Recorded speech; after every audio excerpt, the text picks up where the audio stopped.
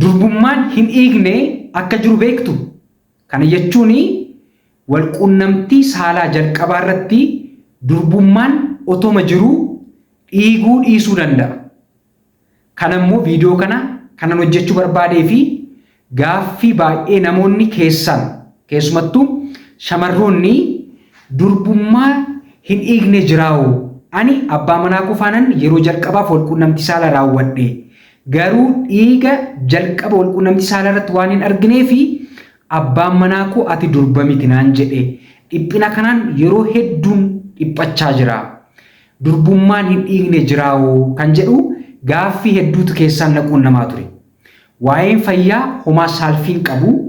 Har'aa kun gaaffii namoota hedduu deebisa jedhee waan yaadee fi durbummaan hin dhiigne akka jiru isinitti himuu barbaadeen. Warri hagarraatti maatii keenya hin taane subscribe gochuun maatii keenyatti idaamaan affeerraa keenya hamma dhumaatti nu hordofaa.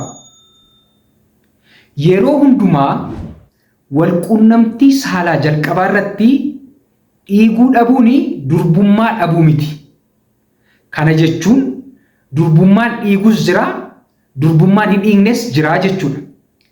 Qorannoo yeroo hedduu dalagamanii yookaan riisarchii yeroo hedduu hojjetamanii haga persentii 43 kan ta'an dhiiguuf dhukkubbii isaanitti dhagahamuu danda'a. Haga persentii 57 immoo homaa dhiiguu dhiisuu danda'u. Durbummaa jennee kan nuti waamnu haayimeen jedhamti.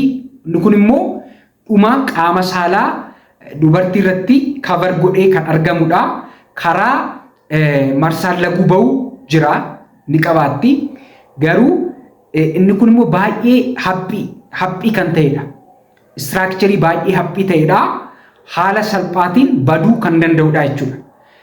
Walumaa galatti har'a maal ilaaluu qabna yookaan maal hubachuu qabna?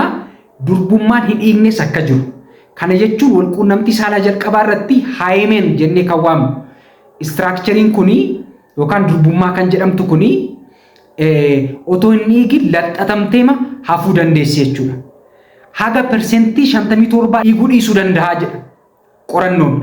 Haga persentii 43 immoo dhiiguu danda'a kan jedhudha jechuudha. Kana jechuun persentii baay'eedha jechuudha kan hin dhiigne utuma dhiigin kan hafu jechuudha. Garuu dhiira biraa faana walquunnamtii saalaa hin qabaanne dubartiin kun garuu abbaa manaa ishii faana immoo yeroo jalqabaaf walquunnamtii saalaa yeroo gootu dhiiga hin argine karaatti abbaa manaa ishee amanuu dhabdee dubartoonni rakkatanii muraasa miti jechuudha.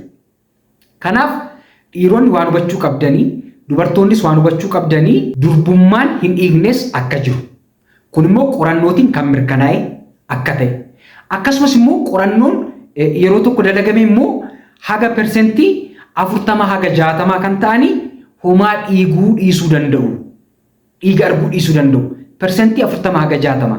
Kana jechuun namoota 100 keessaa dubartii 100 keessaa dubartiin naannoo persentii 40 haga 60 jechuun dubartiin 40 haga 60 homaa dhiiga arguu dhiisuu dandeessi jechuudha walquunnamtii saalaa jalqabaa irratti. Riisarchiin tokko immoo haga persentii 63 iyyuu dhiiga arguu dhiisuu danda'u kan jedhullee ni jira jechuudha. Kanaaf haga persentii 40 haga 60 kan jedhu akka qabattanii nan barbaada jechuudha. Dubartoonni dhiiga walquunnamtii saalaa jalqabaa irratti arguu dhiisuu danda'u jechuudha. Kanaaf dubartiin tokko walquunnamtii saalaa jalqabaa irratti dhiiga arguu dhabuun ishii dubara ta'uu dhabuu ishii kan mirkaneessu miti jechuudha.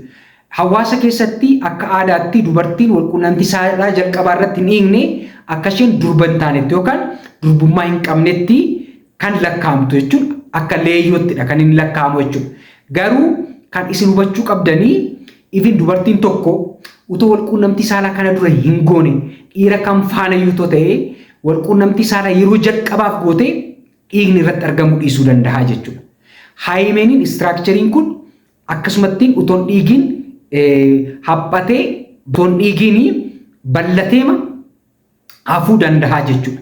Kanaaf homaa gaaffii akka isinitti hin taane dhiirotattis dubartootattis gaaffii isinitti ta'uu hin qabu jechuudha wanti kun.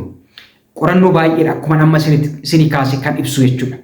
Inni biraan immoo walquunnamtii saalaa dhiira wajjin gochuu alatti wantoota durbummaa dubartii tokko balleessuu danda'an ni jiru. Isaanis kan akka saayikilii oofuu yookaan baayiskeelii oofuu akkasumas immoo jiimnaastikii yookaan ispoortii garaagaraa baay'ee istreenes ta'e yookaan immoo ispoortii ciccimaa hojjechuu. Inni gara biraan immoo miira ofiin of gammachiisuullee durbummaa isaanii balleessuu danda'a jechuudha. Walumaa galatti dubartiin tokko walquunnamtii saalaa jalqabaa irratti dhiiguu dhabuun ishii durba ta'uu dhabuun ishii murteessuu dhiisuu danda'a jechuudha. Dirqama dubartiin durbummaa qabdu dhiiguu qabdi kan jedhu saayinsiin akkasii hin jiru jechuudha. Dubartoonni dhiigan jiru, dubartoonni dhiignes jiru jechuudha walquunnamtii saalaa jalqabaa irratti. Waan dhaggeeffattaniif galatoomaa. Dooktar Yoon Bashaanaati. Ammas irra deebi'een isin jedha. Maatii keenyatti yoo ni daamne subscribe gochuun dagatina. Galatoomaa.